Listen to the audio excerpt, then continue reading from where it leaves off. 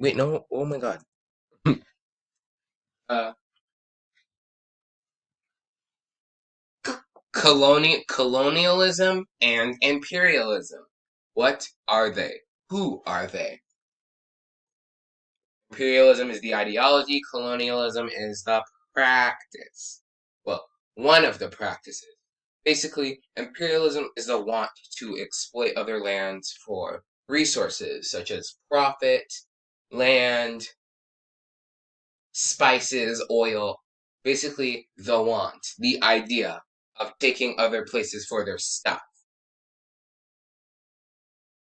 Colonialism is one of the ways a country goes about doing imperialism.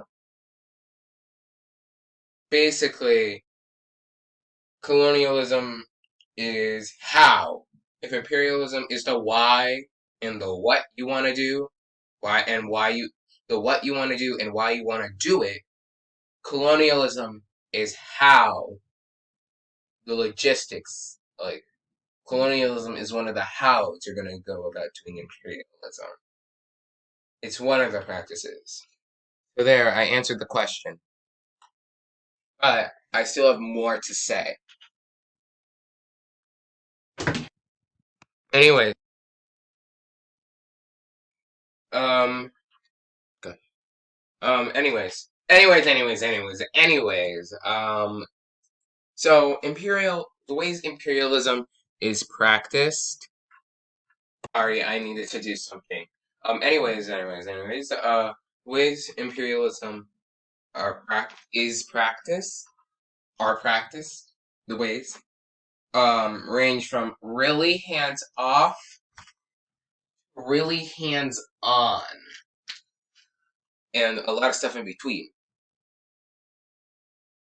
And and one of the major ways imperialism is practiced is colonialism.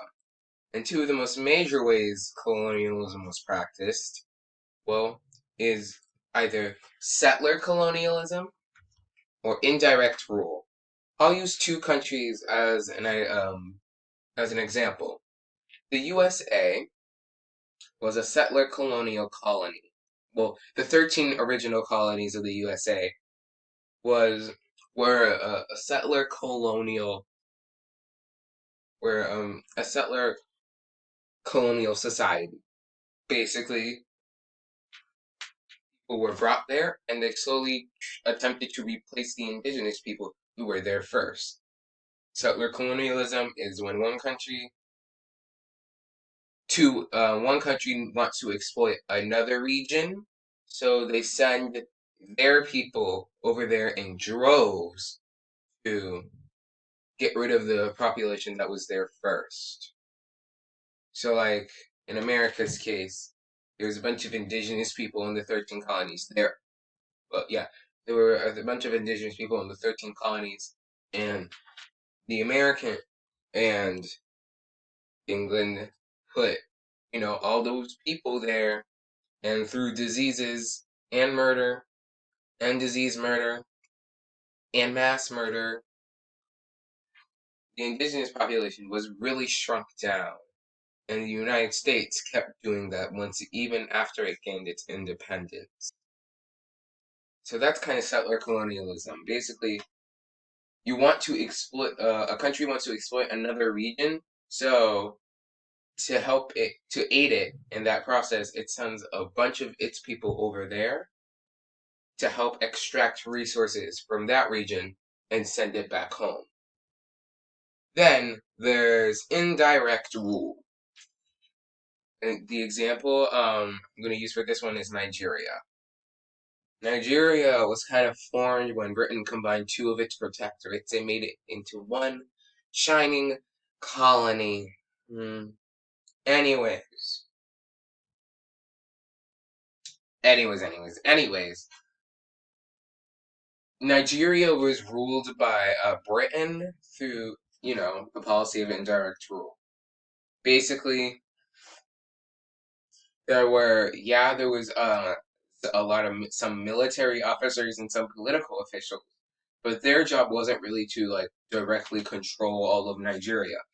It was to divide and conquer. basically get a bunch of people, Nigerians, and to be the government and use already command structures like the chiefdom system and basically put puppets in each of the important areas of controlling the region. Basically, like supplanting the chiefs and putting people who are loyal to you and you know loyal to you and willing to exploit the land for the country, for your home country. That is basically indirect. Basically, it's not like it's not like country A takes a government makes a government of country. Well, it's not like country A directly controls country B.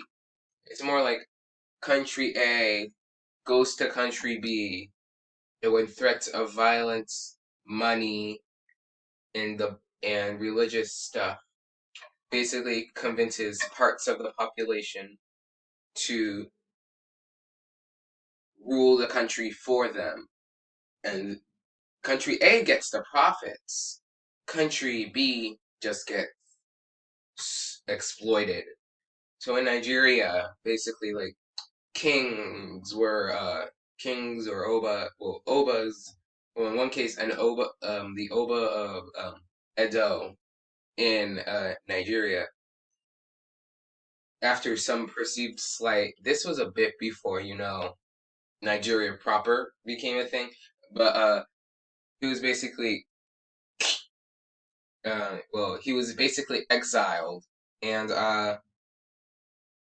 they put in an oba loyal to them, or in other cases, paying off chieftains to do their bidding.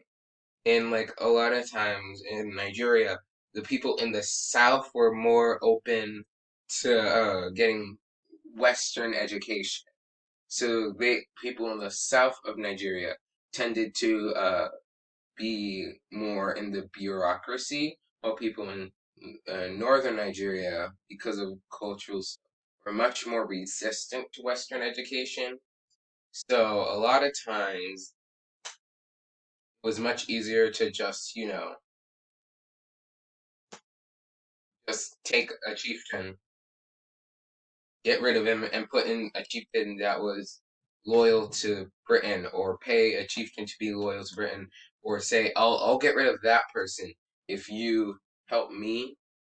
And also, they tended to be in the military in the northern Nigeria. But anyways, those are two of the ways, like some of the ways colonialism can be practiced. What about other forms of imperialism? Well, like there's like contiguous land empire building. Well, not contiguous land empire building, but like basically there's colonialism, and then there's like absorption, like extreme direct rule. Basically, there's country A and there's country B. Instead of country A making country B uh into a sort of a vassal, or invading country A with uh invading country A with its own people and military to crush the population, to get rid of it and just supplant it with its own population. Country A basically just takes over country B and makes it a part of its own land. Like Nigeria wasn't really ever like officially a part of Britain. It was a colony. It was a possession of the British Empire, TMCR, but not like it wasn't like it wasn't like a part. It was a possession. In this case, the land becomes a part. In this form of imperialism practice, country A takes over country B and absorbs it into it. country B is still exploited, but it's like it's a bit different. Like it's under like the direct rule, like with colonialism, there's like the colonial government, and the colonial government has a lot of autonomy. They just need to get their job done. But like under extreme direct rule, it's basically like you're like a new state in the United States, except you get exploited. Or like good examples of this are like the USSR or the Roman Empire. They're empires. It's just it's just like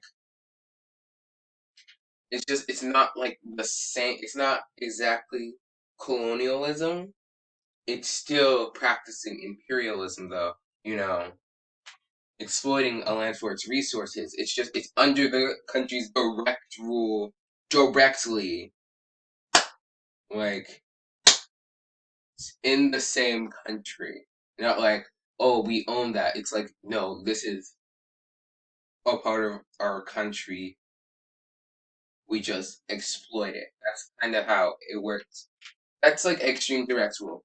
And then there's economic zone, basically controlling the trade another country could do, controlling its economy or a section of its economy.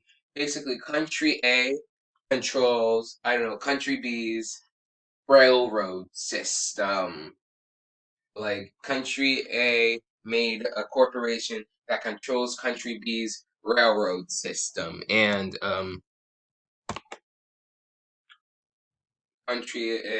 country B's railroad system. Or, you know, sets up like a zone of well, basically this is zones of economic influence. Like any trade that goes north of your of country B's border, like a lot of that money goes to country A, or like or on any of the industries in the west of the country go a bunch of the profits go to country A. Or like basically or a softer form of this is basically kind of like getting a bunch of smaller countries with muscling them. No, no, it no. What I was about to describe was just setting up economic zones of influence, just in a different way. Country A gets country B, C, and D, and E to sign exclusive agreements to only trade with country A, or to only trade with country A's A and country A's friends. Um, and yeah,